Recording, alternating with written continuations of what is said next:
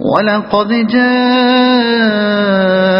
رُسُلُنَا إِبْرَاهِيمَ بِالْبُشْرَى قَالُوا سَلَامًا قَالَ سَلَامٌ فَمَا لَبِثَ أَن جَاءَ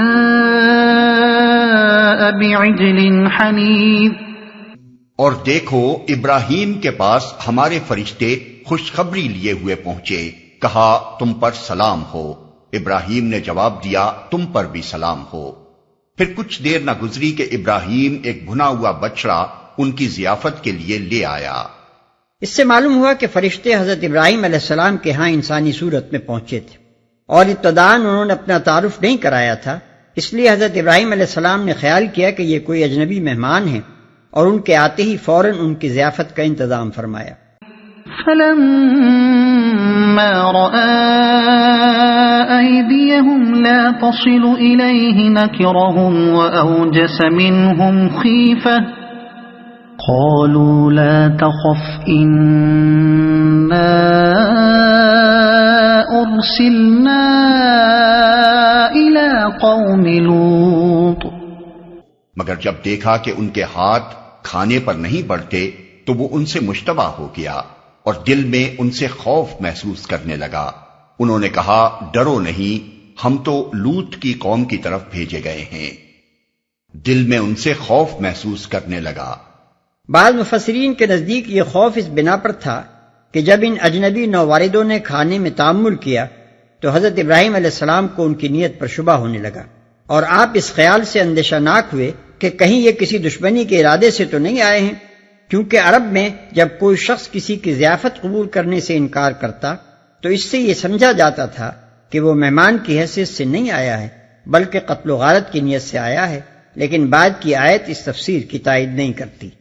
ہم تو لوط کی قوم کی طرف بھیجے گئے ہیں۔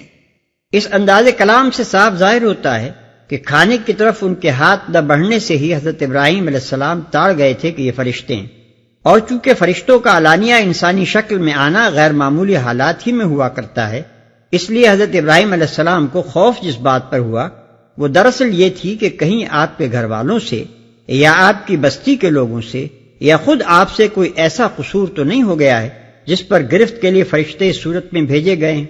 اگر بات وہ ہوتی جو بعض مفسرین نے سمجھی ہے تو فرشتے یوں کہتے کہ ڈرو نہیں، ہم تمہارے رب کے بھیجے ہوئے فرشتے ہیں، لیکن جب انہوں نے آپ کا خوف دور کرنے کے لیے کہا کہ ہم تو قوم لوط کی طرف بھیجے گئے ہیں تو اس سے معلوم ہوا کہ ان کا فرشتہ ہونا تو حضرت ابراہیم جان گئے تھے، البتہ پریشانی اس بات کی تھی کہ یہ حضرات اس فتنے اور آزمائش کی شکل میں جو تشریف لائے ہیں تو آخر وہ بد نصیب کون ہے جس کی شامت آنے والی ہے۔ وَامْرَأَتُهُ قَائِمَةٌ فَضَحِكَتْ فَبَشَّرْنَاهَا بِإِسْحَاقَ وَمِن وَرَاءِ إِسْحَاقَ يَعْقُوبَ۔ ابراہیم کی بیوی بھی کھڑی ہوئی تھی، وہ یہ سن کر ہنس دی، پھر ہم نے اس کو اسحاق کی اور اسحاق کے بعد یعقوب کی خوشخبری دی، وہ یہ سن کر ہنس دی۔ اس سے معلوم ہوا کہ فرشتوں کے انسانی شکل میں آنے کی خبر سنتے ہی سارا گھر پریشان ہو گیا تھا، اور حضرت ابراہیم علیہ السلام کی اہلیہ بھی گھبرائی ہوئی باہر نکل آئی تھیں۔ پھر جب انہوں نے یہ سن لیا کہ ان کے گھر پر یا ان کی بستی پر کوئی آفت آنے والی نہیں ہے تب کہیں ان کی جان میں جان آئی اور وہ خوش ہو گئیں۔ یعقوب کی خوشخبری دی۔ فرشتوں نے حضرت ابراہیم علیہ السلام کے بجائے حضرت سارہ کو یہ خوشخبری اس لیے سنائی کہ اس سے پہلے حضرت ابراہیم علیہ السلام کے ہاں تو ان کی دوسری بیوی حضرت ہاجرہ سے سیدنا اسماعیل علیہ السلام پیدا ہو چکے تھے، مگر حضرت سارہ اس وقت تک بے اولاد تھی، اور اس بنا پر دل انہی کا زیادہ غمگین تھا۔ ان کے اس غم کو دور کرنے کے لیے فرشتوں نے انہیں صرف یہی خوشخبری نہیں سنائی کہ تمہارے ہاں اسحاق علیہ السلام جیسا جلیل القدر بیٹا پیدا ہوگا، بلکہ یہ بھی بتایا کہ اس بیٹے کے بعد پوتا بھی یعقوب علیہ السلام جیسا عالیشان پیغمبر ہوگا۔ قالت يا ويلتى أألد وأنا عجوز وهذا بعلي شيخا إن هذا لشيء عجيب۔ وہ بولی ہائے میری کمبختی، کیا اب میرے ہاں اولاد ہوگی جبکہ میں بڑھیا پھونس ہو گئی اور یہ میرے میاں بھی بوڑھے ہو چکے، یہ تو بڑی عجیب بات ہے۔ ہائے میری کمبختی۔ اس کا مطلب یہ نہیں ہے کہ حضرت سارہ فی الواقع اس پر خوش ہونے کے بجائے الٹی اس کو کمبختی سمجھتی تھی، بلکہ دراصل یہ اس قسم کے الفاظ میں سے ہے جو عورتیں بالعموم تعجب کے مواقع پر بولا کرتی ہیں اور جن سے لغوی معنی مراد نہیں ہوتے بلکہ محض اظہار تعجب مقصود ہوتا ہے۔ اور یہ میرے میاں بھی بوڑھے ہو چکے۔ بائبل سے معلوم ہوتا ہے کہ حضرت ابراہیم علیہ السلام کی عمر اس وقت 100 برس اور حضرت سارہ کی عمر 90 برس کی تھی۔ قالوا أتعجبين من أمر الله رحمة الله وبركاته عليكم أهل البيت إنه حميد مجيد۔ فرشتوں نے کہا اللہ کے حکم پر تعجب کرتی ہو، ابراہیم کے گھر والوں، تم لوگوں پر تو اللہ کی رحمت اور اس کی برکتیں ہیں، اور یقیناً اللہ نہایت قابل تعریف اور بڑی شان والا ہے۔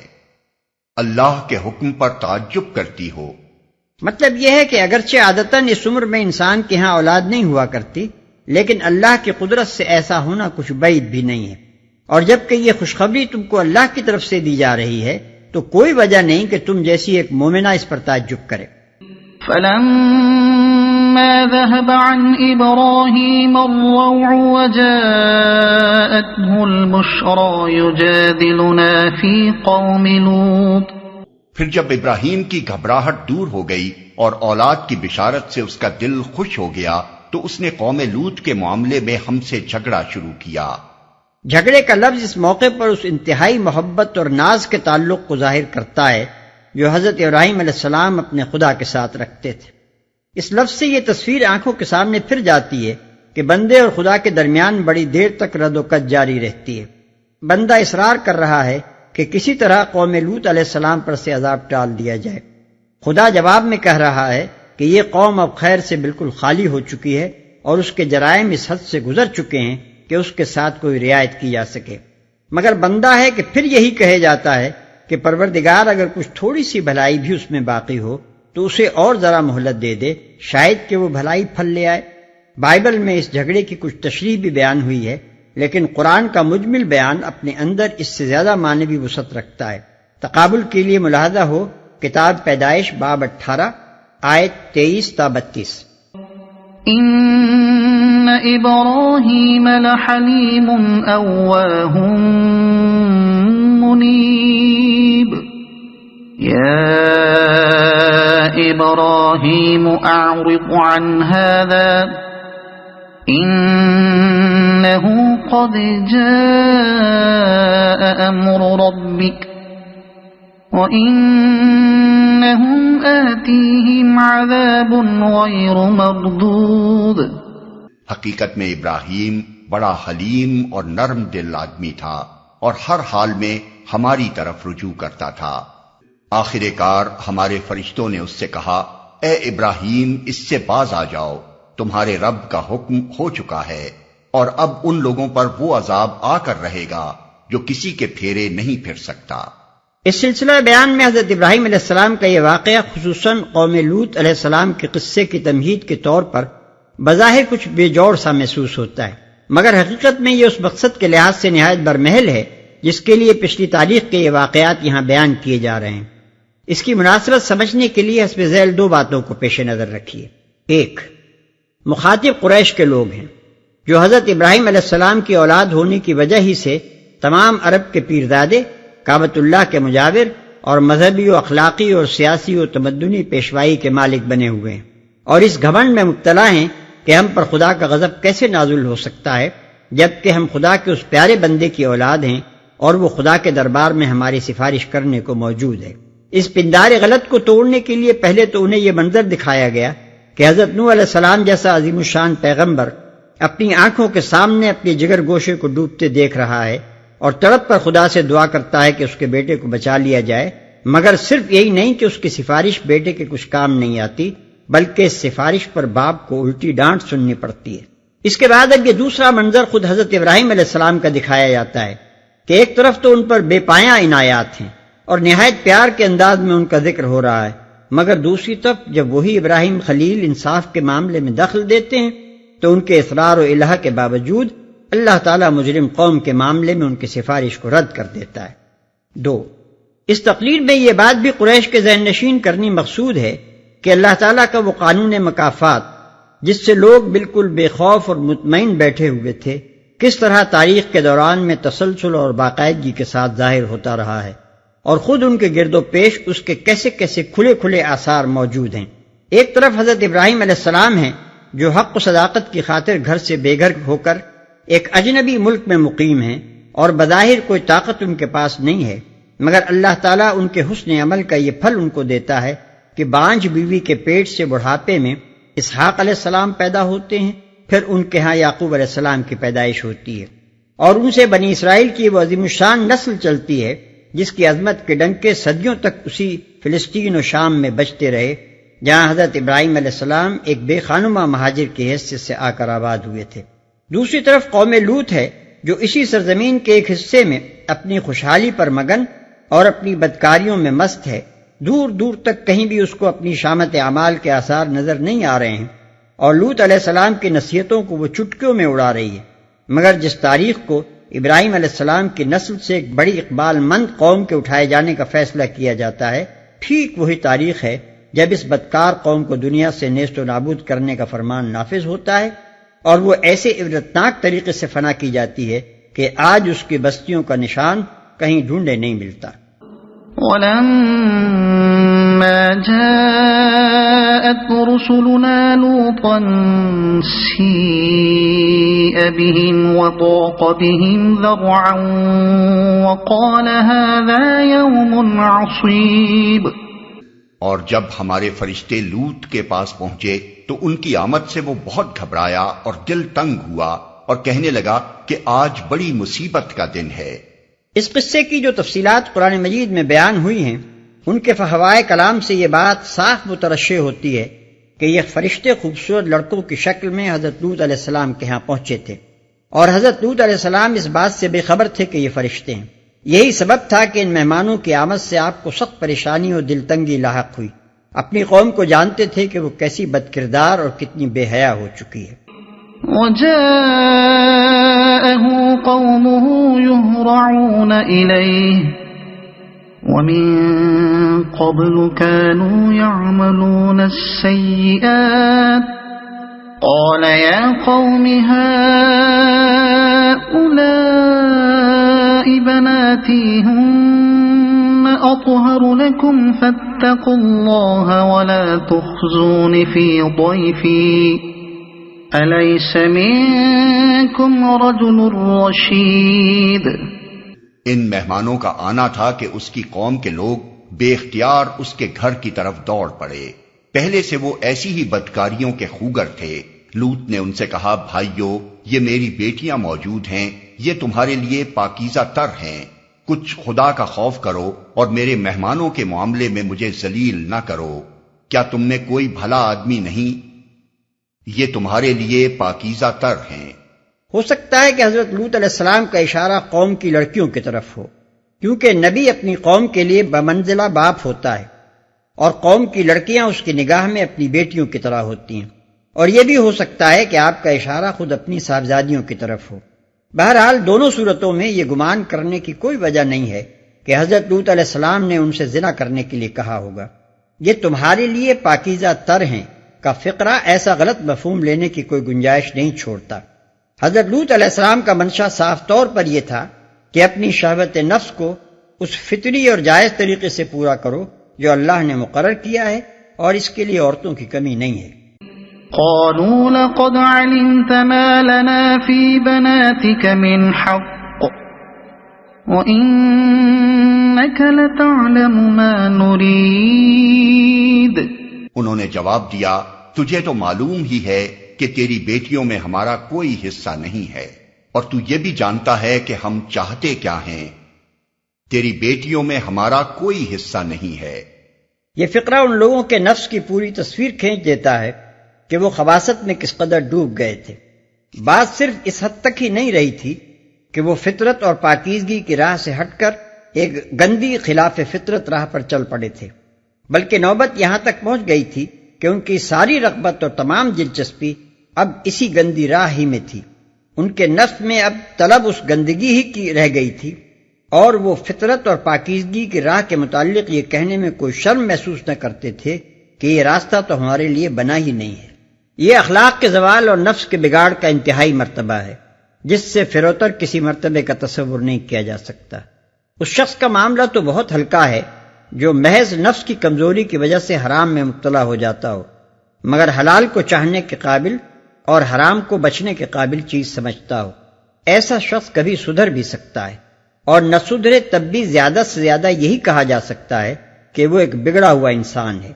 مگر جب کسی شخص کی ساری رغبت صرف حرام ہی میں ہو اور وہ سمجھے کہ حلال اس کے لیے ہے ہی نہیں، تو اس کا شمار انسانوں میں نہیں کیا جا سکتا۔ وہ دراصل ایک گندا کیڑا ہے جو غلاظت ہی میں پرورش پاتا ہے، اور طیبات سے اس کے مزاج کو کوئی مناسبت نہیں ہوتی۔ ایسے کیڑے اگر کسی صفائی پسند انسان کے گھر میں پیدا ہو جائیں تو وہ پہلی فرصت میں فینائل ڈال کر ان کے وجود سے اپنے گھر کو پاک کر دیتا ہے۔ پھر بھلا خدا اپنی زمین پر ان گندے کیڑوں کے اجتماع کو کب تک گوارا کر سکتا؟ قال لو ان لي بكم قوة او آوي الى ركن شديد قالوا يا لوط إنا رسل ربك لن يصلوا إليك فأسر بأهلك بقطع من الليل ولا يلتفت منكم أحد إلا امرأتك إنه مصيبها ما أصابهم إن موعدهم الصبح أليس الصبح بقريب۔ لوط نے کہا کاش میرے پاس اتنی طاقت ہوتی کہ تمہیں سیدھا کر دیتا، یا کوئی مضبوط سہارا ہی ہوتا کہ اس کی پناہ لیتا۔ تب فرشتوں نے اس سے کہا کہ اے لوط، ہم تیرے رب کے بھیجے ہوئے فرشتے ہیں، یہ لوگ تیرا کچھ نہ بگاڑ سکیں گے، بس تو کچھ رات رہے اپنے اہل و عیال کو لے کر نکل جا، اور دیکھو تم میں سے کوئی شخص پیچھے پلٹ کر نہ دیکھے، مگر تیری بیوی ساتھ نہیں جائے گی، کیونکہ اس پر بھی وہی کچھ گزرنے والا ہے جو ان لوگوں پر گزرنا ہے۔ ان کی تباہی کے لیے صبح کا وقت مقرر ہے، صبح ہوتے اب دیر ہی کتنی ہے۔ کوئی شخص پیچھے پلٹ کر نہ دیکھے، مطلب یہ ہے کہ اب تم لوگوں کو بس یہ فکر ہونی چاہیے کہ کسی طرح جلدی سے جلدی اس علاقے سے نکل جاؤ، کہیں ایسا نہ ہو کہ پیچھے شور اور دھماکوں کی آوازیں سن کر راستے میں ٹھہر جاؤ، اور جو رقبہ عذاب کے لیے نامزد کیا جا چکا ہے اس میں عذاب کا وقت آ جانے کے بعد بھی تم میں سے کوئی رکا رہ جائے، جو ان لوگوں پر گزرنا ہے۔ یہ تیسرا عبرتناک واقعہ ہے جو اس سورہ میں لوگوں کو یہ سبق دینے کے لیے بیان کیا گیا ہے کہ تم کو کسی بزرگ کی رشتہ داری اور کسی بزرگ کی سفارش اپنے گناہوں کے پاداش سے نہیں بچا سکتی۔ فلما جاء أمرنا جعلنا عاليها سافلها وأمطرنا عليها حجارة من سجيل منضود۔ پھر جب ہمارے فیصلے کا وقت آ پہنچا تو ہم نے اس بستی کو تلپٹ کر دیا اور اس پر پکی ہوئی مٹی کے پتھر تابڑ توڑ برسائے۔ غالباً یہ عذاب ایک سخت زلزلے اور آتش فشانی انفجار کی شکل میں آیا تھا۔ زلزلے نے ان کی بستیوں کو تلپٹ کیا اور آتش فشاں مادے کے پھٹنے سے ان کے اوپر زور کا پتھرا ہوا۔ پکی ہوئی مٹی کے پتھروں سے مراد شاید وہ متحجر مٹی ہے جو آتش فشاں علاقے میں زیر زمین حرارت اور لاوے کے اثر سے پتھر کی شکل اختیار کر لیتی ہے۔ آج تک بحر لوط کے جنوب اور مشرق کے علاقے میں اس انفجار کے آثار ہر طرف نمایاں ہیں۔ مسومة عند ربك وما هي من الظالمين ببعيد۔ جن میں سے ہر پتھر تیرے رب کے ہاں نشان زدہ تھا، اور ظالموں سے یہ سزا کچھ دور نہیں ہے، تیرے رب کے ہاں نشان زدہ تھا۔ یعنی ہر پتھر خدا کی طرف سے نامزد کیا ہوا تھا کہ اسے تباہ کاری کا کیا کام کرنا ہے اور کس پتھر کو کس مجرم پر پڑنا ہے۔ یہ سزا کچھ دور نہیں ہے۔ یعنی آج جو لوگ ظلم کی اس روش پر چل رہے ہیں وہ بھی اس عذاب کو اپنے سے دور نہ سمجھیں۔ عذاب اگر قوم لوط پر آ سکتا تھا تو ان پر بھی آ سکتا ہے۔ خدا کو نہ لوط کی قوم عاجز کر سکی تھی، نہ یہ کر سکتے ہیں۔